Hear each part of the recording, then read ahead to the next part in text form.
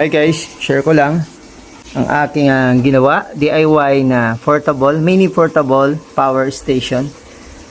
Yan, mabagal yung charger dahil ang ginamit ko po yung nabasag na 210 watts na panel.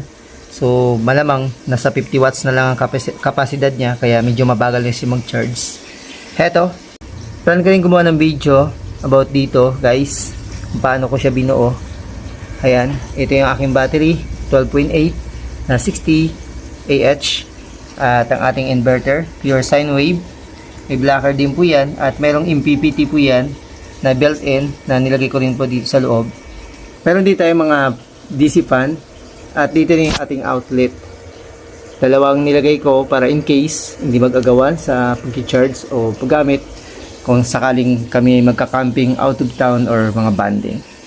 At eto, gagana lang po ito guys, ang meter na to, kapag ino natin to, ang ating inverter.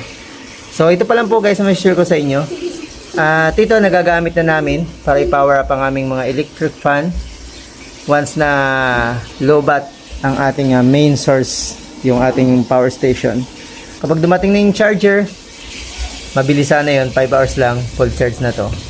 At kailangan pang i-upgrade ang ating solar panel para mas mabilis may charge. Portable power station.